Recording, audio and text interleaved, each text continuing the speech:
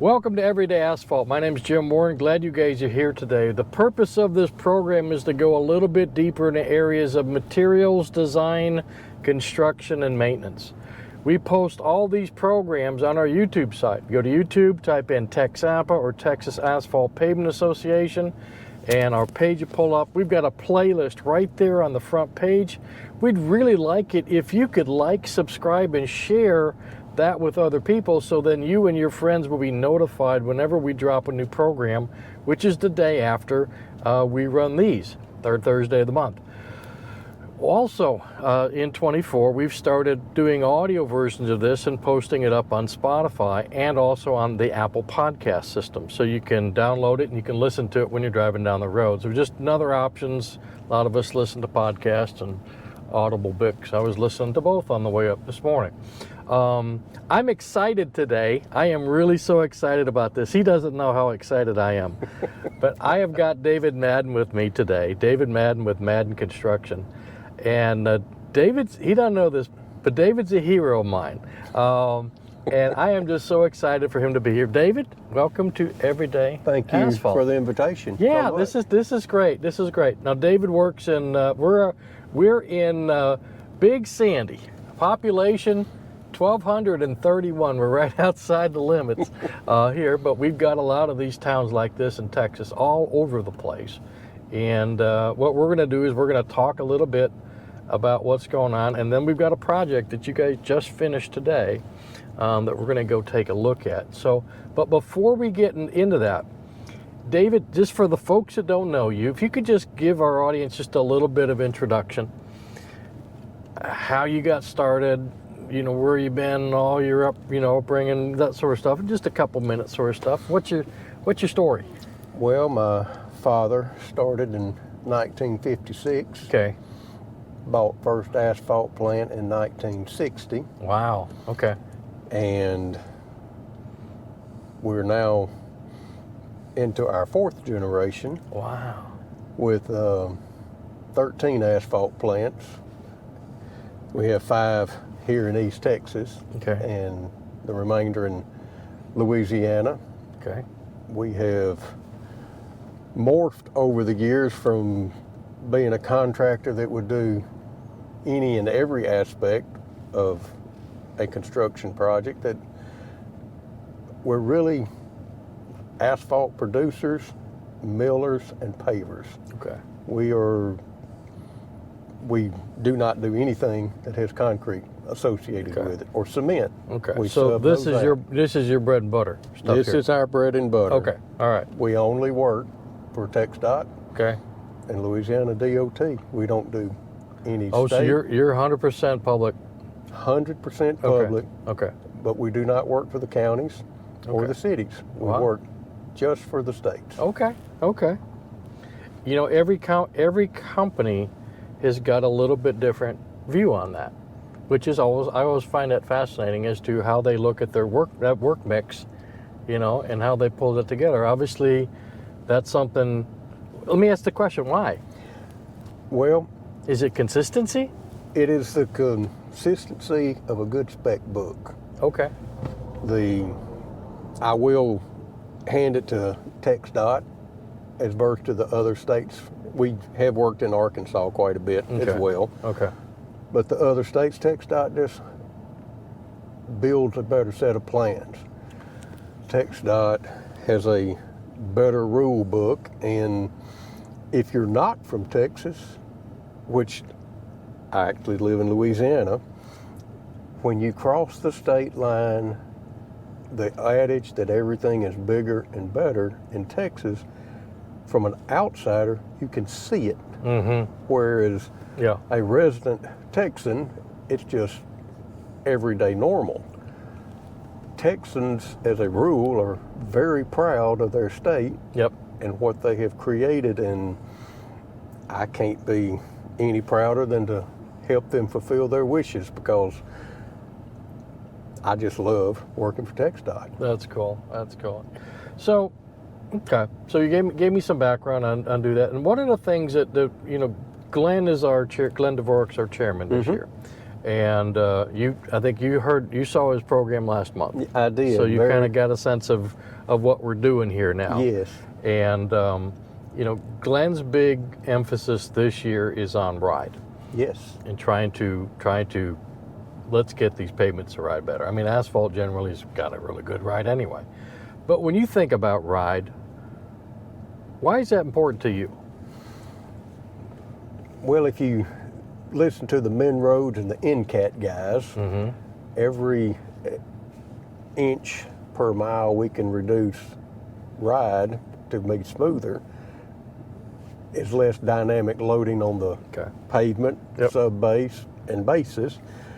Thereby, the roads are just going to last longer. Very much, I'm a huge proponent of the user experience. That how many times have you been in bad traffic on your commute home and you're in the congested, not so good pavement and it's loud and the road's growling, or you're running on a chip seal and you can't even hear yourself think? Yes, sir. And then you run up on a PFC. You just did it. You calmed down. Stress level goes down. Stress level goes down. You thumb the cruise control on. And you probably, at that point, you made a phone call because you were not so stressed up. I believe smooth pavement. I like the idea of the user experience. The user experience is super important. That when people are keyed up, they're naturally jerky left and right on steering wheel. The smoother we make that pavement, the gentler we are in and out of transitions and bridge ends. It's our goal, your and my goal, TxAPA's goal and TxDOT's goal is to get you from your house to work and back safely. Yep. And never think about the pavement you're on. Never think about it. That's when I notice, I'm in the business, have always been in the business, but if things are going well, I'm just kind of like you said, I'm just kind of cruising, listening to listen to podcasts or audible books or whatever. But then when something's rough, you're keyed up. Now I'm full contact. And I think that's something we want people to think about where they're going. Yes. And enjoy the ride, as opposed to, hanging on for dear life and getting bounced around or loud pitches or that sort of stuff. So, good deal. But I wanted to, thank you on your input on the ride stuff, because I'm looking at cars go by us here, and jumping on your joint right there and just hitting that nice black ribbon of asphalt up there, which we're going to get to here in a little bit, but. When you guys look at a project like this, this is a couple miles long, maybe? This one's actually 10 miles. There's three different phases. Oh, okay. The phase you're looking at up front was actually supposed to be an emulsified, stabilized base. Okay. That was done last year, and then what you rode through earlier today was there's a 2.5 mile section. Okay. That was just a mill inlay only. Okay, that's the part I didn't know it went further than that. Okay. Where we're from the joint behind us for approximately 6 miles, it's a 1.5 inch mill. Okay. Then a 2-inch overlay where we're presently just parked. Oh, okay. So you're gonna pick up there and go that way. Yes. Okay. All right. So that part's done. Now, I thought that was about 1.5 inches it looked at. They were just pulling up to the joint, and I didn't want to bother anybody because they were like all hands on deck when you're trying to wrap things up for the day. And I didn't want to bother anybody in the process, so I left them alone. So, when you're bidding stuff like this from a contractor's perspective, what do you guys look at to say, hey, this job's gonna be okay, or I don't know. Does anything come to mind? Well, we're probably a little weird, is that my brothers and we are the estimators. Oh, okay. So we will come personally and look at every one of these jobs. So everybody's going to put eyes on it. Family's going to put eyes on the job before you bid it. Yes, Wow. we do have professional estimators, but the sequence of construction on how to build, we do that ourselves. Okay. Okay. And so how many brothers are in the business here? I have 2 brothers, Okay. and then we have 4 male generation 4s Wow. that are in the business, and Okay. they're all in some aspect bidding work in themselves, but So they're getting I think that's important because they're getting the whole experience, right? Mm-hmm. They're not just coming out and building it. They've figured out, hey, I got to bid this, then I'm going to have to come build it. Mm-hmm.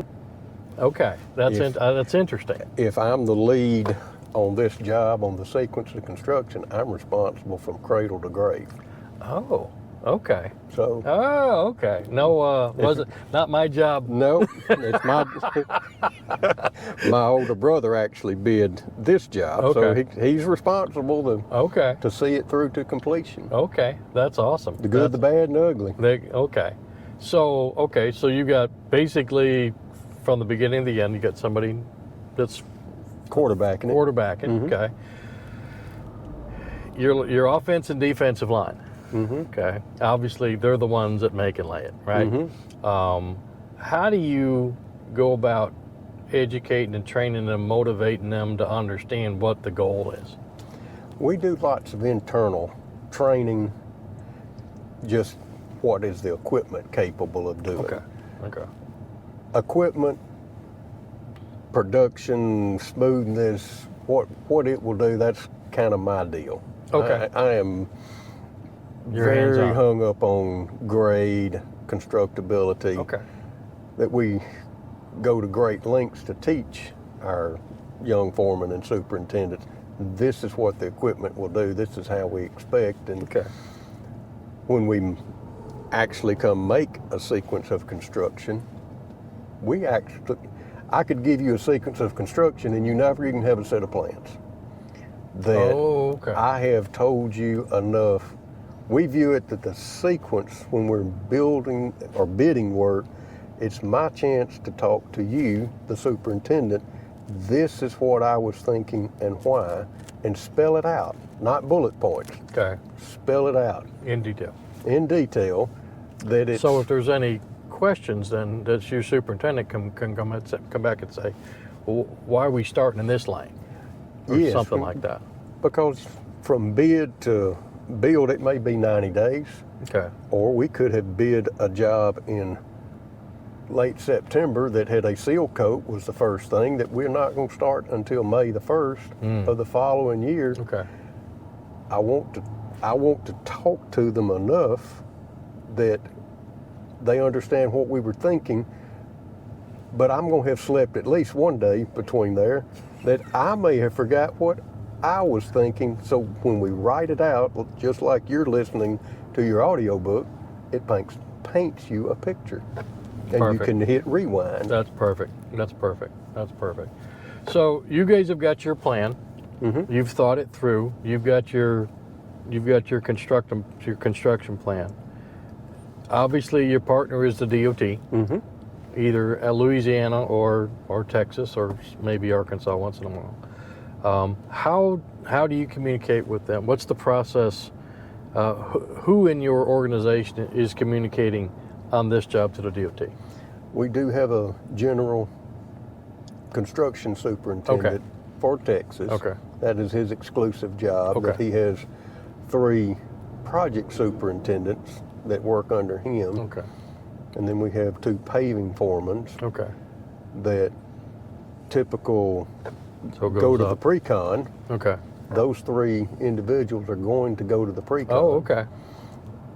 Where, So your foreman's actually at the pre-con. yes, I want him Okay. at the pre-con. Okay. We started 25 years ago, the big buzzword was partnering. Right. Well, okay, that's lip service until you buy in. Mm-hmm. I've bought in to partnering. Okay. You know, I think when I sign a TxDOT contract, I consider myself a TxDOT employee on equal footing with the project engineer Okay. and his team. Okay. So So you're all in. I'm all in that when That means your people are all in. when my guys are at that pre-con, it's not a TxDOT and a contractor. It is a unified team. Let's build a project. Excuse me. Gotcha. Awesome. That's cool. That's cool. So what's excuse me, I'm still fighting a cough here. What's your pre-paving meeting like? A lot of people don't like pre-paving meetings because they say they're just checking boxes. Well, the TxDOT pre-paving meeting, they are adamant about it in District 19 and District 10, and I'm okay with that. That gets back to part of the partnering deal. That the pre-paving meeting, we may have had go back to the chip seal job, we may have had a pre-con in October. Okay. But the pre-paving meeting, I consider that the second pre-con. So a lot of stuff happening between May the now and 1st, then. Yep. before we got actually started, when season started. And it helps everybody get back reacquainted. These are the goals. We've got a touchy tie-in at a particular bridge with a reverse super elevated crown, and how are you going to Fit that. warp that in there and not trap water somewhere? Gotcha. Pre-paving meetings let everybody get back on the same page. Okay. Good Again, deal. we've written it out in detail in our sequence how we think the paving should go. So Okay. we're not starting from, what do you think? We're starting from, here's the plan. Here's what we plan on doing. Are there any questions? Yes. Gotcha. So we've already thought through it. We've kind of envisioned it. We built it in our head, and now we're going to go do it. Okay. Kind of reminds me of, I remember listening to some of the Thunderbirds and the Blue Angels pilots, is they visualize everything they're going to do, even before they do it. And obviously their tolerances are pretty tight. Well, at 500 miles an hour and they're 30 this far feet apart. that's, I just, it's like watching NASCAR on Sunday afternoon. They're 180 miles an hour and they're this far apart. It's like going, okay, there we go. Let's talk about this project. I really appreciate kind of the lead up on this because that makes a lot of sense. So tell me about, you said this project is 3 phases. This is first phase or second phase? the one we're looking at presently was first phase. Okay. It was set up to be an emulsified stabilization. So it was a reconstruct? Yes. Okay. We milled off 5 inches of asphalt, Okay. and we were going to take the existing flex base, which was iron ore, and mix in 4.35 gallons of emulsion per square yard. That is a lot. That's a lot of emulsion. What tripped us up, we were going to start that in March of last year, and the in situ moisture was 12. You're never gonna get it dry. Never gonna get it there. So the engineer, Ms. Stark, she said, we're gonna suspend time until May the 1st, and we're gonna recheck Okay. moisture. Didn't come down. Well, come about July, it's still 10.5%. Even with the drought. Even with the drought, it just would not Huh. we needed it to be 5.4 Oh gosh. before we dumped all that emulsion in there, because the emulsion was 38% water. Water. You're adding a lot of water. Yep. So Huh. Okay. we actually sat under a tree up here in front of us, and TxDOT and our people, I was here that day, and Kind We of trying got to it. figure out what's going to go on. huh? we got out a big chief tablet, and we drew up a plan change right there. Here's the dollars and cents, and gave it to TxDOT, and they said, we'll let you know tomorrow. Okay. And they changed it to soil cement. Okay. All right. Wow. Okay. So there's a lot of change. Yeah, so So you started it last summer then, and then you're just finishing it yes. now. Okay. All right. Okay. Got it. So as we get into this, we're gonna jump on here real quick, and so I'm trying not to. I've been getting feedback that I'm doing too many things when I'm driving, so I'm trying to do a lot less. But I want to talk about joints, layout, paving practices, and that sort of stuff. And it sounds like you guys have already worked through that. You're not just showing up and going, which way are we going? I mean, you guys have thought this thing through, which is awesome. So let's go ahead and jump on here, and let's go see what we can find. Perfect.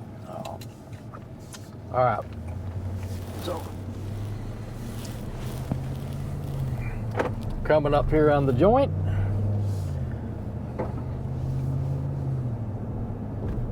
Not too bad.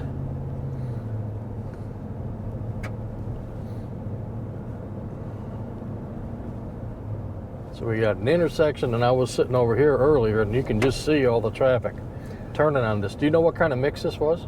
This is Super Pave C. Okay. 7022. 7022. Okay. So what are you seeing? I mean, when you drive a job, can you tell how it is? Yes, I'm just like you, just like probably every TxDOT engineer. Appearance is everything. Yep. If I pull up on a job and those lane lines at that joint are squiggly left and right, Yeah. I am instantly got my radar up. I have got the B team. Gotcha. Maybe the C team. Maybe the C team. So we got our joint in the right place, got our paint offset. Now we're going to the wider stripe now. You got still some of your guys doing a little cleanup over here. Yes. And which is good. I mean, that's, it's all about making it good, but good at the end of the day.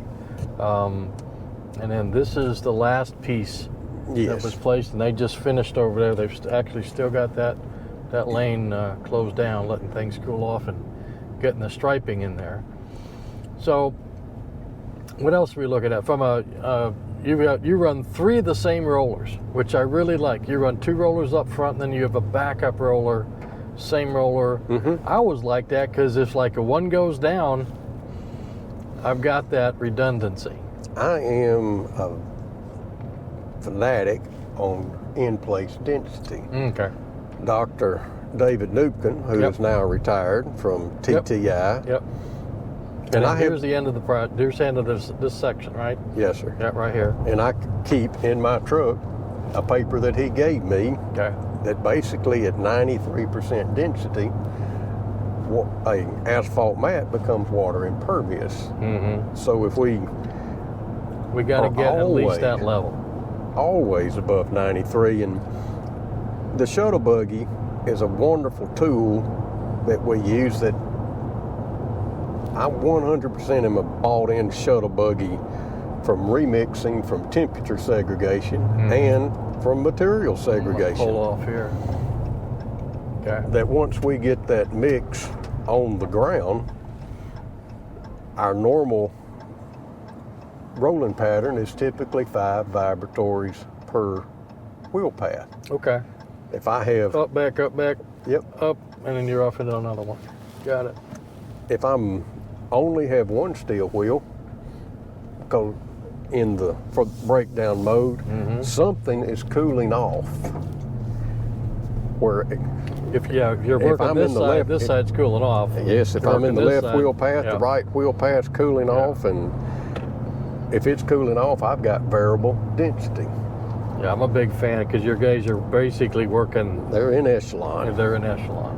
When they're in echelon, then because I have as the least amount of segregation, I've got the best temperature and material segregation taken care of with the shuttle buggy.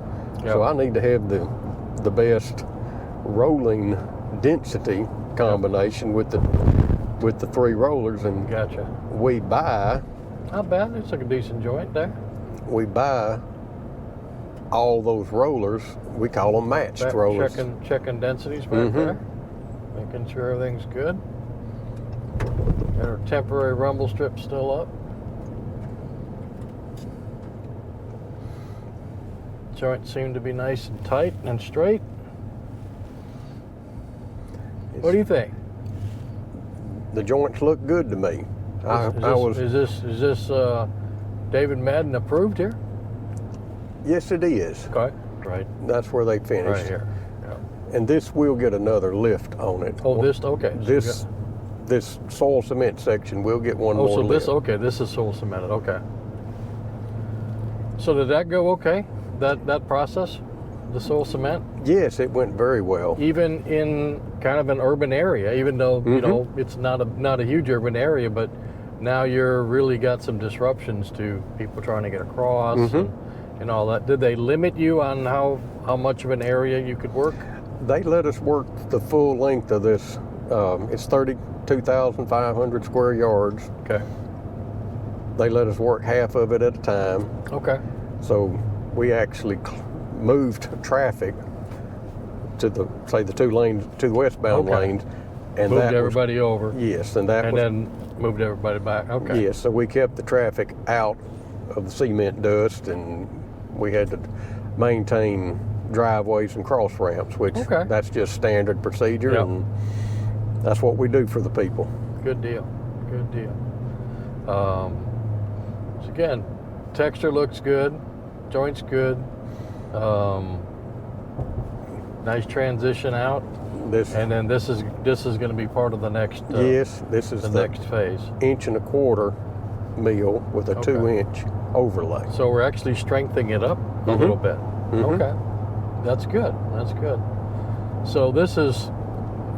Are they starting this piece next, or are they coming back, or? We're pulling off, of all things, the gas company is running a pig through our gas lines in Longview, and they are shutting all of the big gas users down for 2 weeks. Oh gosh, okay. So we're going to be gone for 2 weeks. You're going to go doing something else for a couple of weeks and then come back. And then jump on it. They informed us last Monday that, by the way, we're going to shut you down. Gotcha. Well, there's a little bit of stuff in here. There's maybe a little bit of rutting in here. So just 1.25 inches, right? Yes.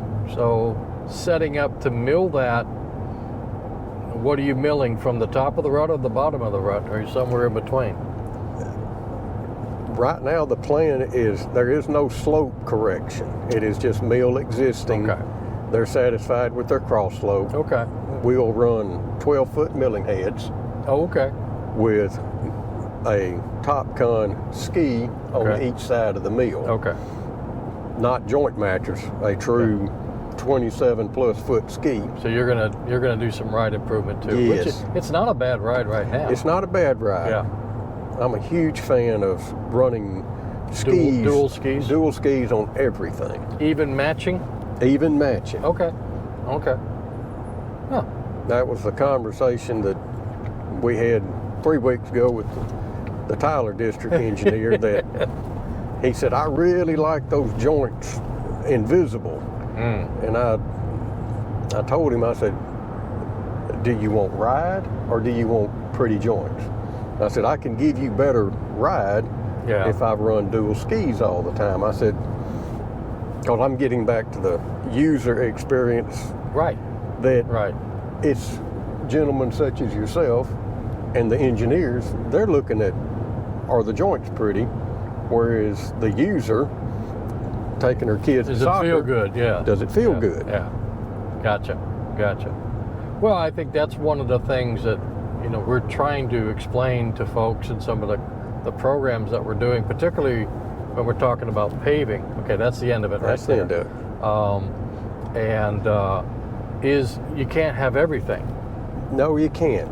And so there are decisions to be made relative to, do you want ride, do you want slope, do you want thickness, which ones. You can have two, but you can't have all three. That's it. You can't have three. Pick two. Pick two. And you were just talking about milling, and we're talking about slope correction, not slope correction because you're just milling, but in this job we're just trying to improve it. We talk a lot about surface prep, okay, and milling obviously is the first step in that. Some places do, a level up or an overbuild or something like that, or a combination thereof if you're trying to do a lot of slope correction. But to me, if we don't get the surface prep right, that 1.25 inches or 1.5 inches isn't gonna really help us. That is so true. I'm I'm a huge believer in surface prep. I did watch your and Mr. Dvorak's podcast last week, and just to come mill this job off an inch and a quarter, I'm taking off the chip seal, so I'm taking off the seal. Yeah. And I agree with Mr. Dvorak that you don't need to lose your seal. Mm-hmm. Whereas an 1 inch or an inch and a quarter level up, in my opinion, is actually the preferred method to fill up the wheel ruts. Okay. As long as they're stabilized. As long as they're stabilized. Right. What the industry, I think, will do in the near future, and I'm going to say the next 3 to 5 years, if you mill off your chip seal, you're going to spray pave a membrane back in place to recreate that seal. That seal, okay. Okay. So there's a couple of ways to do the surface prep, but putting a lift of 1 inch or inch and a quarter asphalt is the gold standard. What mix would you use for that? I'd use a D mix. Okay. If it's an inch and a quarter, I'd use a D mix. Okay. F mix is obviously the most expensive mix. We got a lot of asphalt in it. We can lots of asphalt, because an F rock is hard to make through the quarries. It's more expensive. Gotcha. But if you're going to be less than 1 inch, you got to go with the 2.5 times the nominal size aggregate rule that was instituted back in the 2000s. Yeah, it's been around a long time. So yeah, that to me is another thing that I think some people don't really get a firm grasp on, is that having that minimum lift thickness for the size of the aggregate. And if we get less than that, that's where, particularly for a structural layer that's going to stay in place, now we've got an issue where we may be creating permeability. We are definitely creating a permeability. It's just like overlaying a PFC. Oh, kid, don't ever do that. All you're don't ever do that. All you're doing is creating a place to put water that will cause stripping, that will cause failures. Yep. The 2.5 nominal size is a very important thing to adhere to. And this is a C mix. Yes. Okay. Okay. Got it. What else from this perspective, from just making it from if say we have a lot of designers on, a lot of engineers on this that watch this program or listen to this program. From looking at it from a contractor's perspective, you look at it from a constructability standpoint. Can I build it? Okay. What are my issues?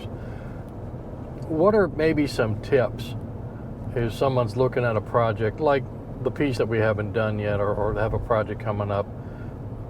How do they weigh in constructability to the big picture, along with, economics and design thicknesses and all that other kind of stuff?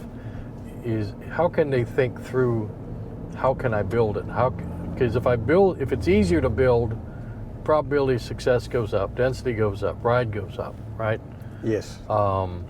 So what are the other things that, at least from a contractor's perspective, that make it a project easier to construct? Well, the plan has to start with TxDOT. They're going to get the first look. We do have lots of new designers, or young designers, I should say, that don't have the experience of your and my gray hair, or no hair. But I will applaud TxDOT TxAPA for creating these programs, because what you're doing is archiving the brain trust. There's a big brain trust right here sitting next to me.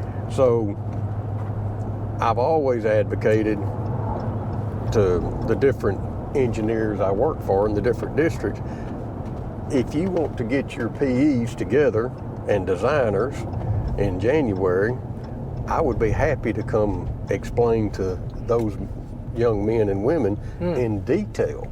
Okay. What can a rotomill do? What can't it do? Same thing with the paver and the rollers. Y'all listen, this is a great opportunity, folks. So And I think that's a neat thing. I think that's one thing that Glenn's been doing. Yes. Going to the districts, talking to them about, the stuff we talked about last month, but in a lot more detail. Mr. Johnny has allowed Glenn to take Yep. valuable time to go help, implore, educate. Yep. The contractors are always a couple of years ahead of what the designers know to do because we're working with the equipment every day. We figured out the little tweaks, and there's nothing more we want to do than to share the little tweaks to make a project go quicker. Gotcha. And go better. Okay. And the taxpayer in the end is the recipient of a high quality job, but so many times, and it's just the fact that we haven't partnered enough, that we should get together and explain. There are no secrets. We want TxDOT to make better plans. Sure. They make great plans, but I've never had a perfect set of plans. Hang on a second. Let me spin back around. Turn around and do it. But it's obvious that, Glenn takes surface prep, pavement preservation dead serious. I'm right there with him. Yep. Well, good deal. How do we communicate all of the advantages that we can do across the entire state to these young people? Sure. We want to teach them. We want to be a part. It's partnership. Going back to what you were talking about earlier, it's partnering at the base level, right? It is. It's not a gimmick or it's whatever. It's hey, we're working together. We're trying to figure out the best way to do what we can with what we got and make this road the best it can, and that's just part of the process. So a good deal. So. All right. Well, we're kind of on our way back through a second time here. Are you seeing anything else that begs a discussion? Well, they've got the joint tape. Yep. I'm satisfied with it. The traffic's blacked a little bit of it up. We'll probably come change some of that out. And the sweeper trucks will be out shortly to finish picking up the other loose remaining rocks that we're picking up extra dirt that was... Yeah, kind of redressing these shoulders. And that's one thing we don't necessarily have to do, but we take lots of pride in these small communities. I guess this is part of my social justice, is that so much of the time the grass is encroached over the edge of the roadway or over the curb, and this is this community one time that we're going to clean them up probably for 20 years. Yeah. And here's our chance. We very much are. That's part of my social contract, and I'm going to go clean it up. There you go. That's a good deal. That's a good deal. All right, we're kind of starting to run here to the end here, and I got 3 more questions to ask you. Okay. Okay. What's the hardest part of your job? Well, it's like all parents when they gave their children their first set of car keys, and your daughter said, I'll be back before midnight, and you have to educate your general superintendents and foremen and project superintendents and let go. And let them fly. You have to let them do it. If we're complete micromanagers, they didn't learn anything. Right. They do have the right, and I was with a plant crew this morning. I said, if you're not getting what you need, or you don't understand how to fix something, I said, you have the right around the clock, 7 days a week, you have my phone number, call me. And these guys, I got a call the other night at 2 a.m. in the morning. I got one yesterday I had superintendent call me at 5:30 this morning. And I had worked last night, so he woke me up but that's okay. I always answer the phone because that's my job, is to be daddy to some extent, the coach, the mentor. You're the coach, you're the mentor. Yeah. And I have to be available. That works. That works. That works. What does quality mean to you? Well, let's get back to the signing of the Declaration of Independence. Okay. Who's the only signature that you really remember? John Hancock. That's it. That's it. Every day we are signing our name. That is one of my mantra that I tell these young guys that work with us and for us, is that you're signing your name. You're not signing David Madden's name to that job. Okay. It's your name. Okay. And the engineers and the inspectors understand, oh, Zach's coming, we're okay. Because you, through your personal signature, day in, day out, you are creating your legacy. The accountant goes to work and it's paper that went from the inbox to the outbox. So when you take your kid to work that day, you show him the inbox and the outbox. Right. You take your kid to work out here, You see him. This is what we did. a tangible something for the taxpayer. That's cool. I love that. I love that. That's awesome. That's awesome. That's awesome. All right. So let me turn around and head back, and then Okay. I'm going to ask you the last question here. I'm sure this one's a doozy. The last one's a... All right. Here's the big one. All right, Okay. the big kahuna. I'm going to make you king for the day. Oh my goodness. You get to change anything you want. What is it? Oh my goodness. If I could have, is this kind of like a 3-wish deal? Okay. Well, if it's 3 wishes, I want everybody to pray more to our Lord and Savior, Okay. because We need all it. we all need protection out here on these highways. Safety. Safety. Safety. I want everybody to go home at the end of the day safely go. to their family. There you go. I very much would like to truly teach young engineers, TxDOT engineers, I'm not opposed to teaching my competitors what we do Raise and everybody how up. we do it, All right. because just what you said, the rising tide lifts all boats, and at the end of the day, I don't have any enemies. I want everybody to succeed. There you go. There's so much work that needs to be done correctly that everybody, we don't need a mistake, No. and we need, because our job is so big for the taxpayer of Texas, we got to do good things and help each other. Yeah. Chuck and I were working with one of the counties a couple weeks ago, and my mantra going into the class was like, we're gonna do something different. And we talked about every ton, every day, the same way. And I actually had them reciting it by the end of the session, because it only takes one bad ton. That's about 10 square feet, I think it worked out to be, or 10 square yards. Something. One bad ton will cost you A lot of money. Well, if we move off Yeah. and something fails, I've got to stop and move back. That's day one. Opportunity cost. Yep. Then I've got to fix it for free, and then I've got to move back somewhere. So I have lost 3 productive days when I could have been doing it right the first time. Our deal is do not move off. If you think you have a problem, fix it. Take responsibility. Okay. Sign your name. Gotcha. Fess up. My problem, I'm fixing it.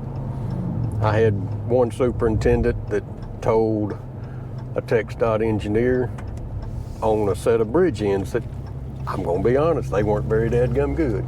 Okay. We did not deliver. And he told her that I will fix it, whatever it cost. Then he called me and said, I may have stepped off side, but this is what I told her. I said, you haven't stepped off side. If if you think they're substandard, we're going to fix them. Gotcha. And 3 days, it took me 3 days, and I went and fixed them. Gotcha. I wound up and fixed 3 different bridges because that's what was right. And Okay. she wanted, everybody wants, how do we build an award-winning pavement? We do it together. And she wanted her job to be an award-winning pavement. So, all right, Good deal. I'll go the extra mile for you Awesome. and go fix what you're not satisfied with. I tell my guys, TxDOT is expecting 100%. I said, if we don't give them 100%, we hadn't done our job. They're expecting 100% is perfect. Yeah. You know, we say we have 102% bonus, and that you can get there, but they're expecting perfect every day. That's what, when we bid a job, that's what we committed to give them. Yeah. So that's what we try to do. Awesome. Awesome. Well, buddy, you haven't disappointed me. I enjoyed the heck out of this. Let me wrap up here, guys. Thank you, everybody, for the time today and for attending. Just a reminder that these programs are posted on our YouTube site and Spotify and Apple Podcast and all that sort of stuff. Remember, we're on the 3rd Thursday of every month at 3 o'clock. And looking forward to next time. So in the meantime, be safe, everybody. Take care and ever forward. Thank you, gentlemen. And ladies. This is an extremely wonderful resource that TxAPA is providing to the engineering construction community at large. And use this resource. It is valuable. Awesome. Thank you, Jim. Thank you, buddy. Take care, everybody. See you next time.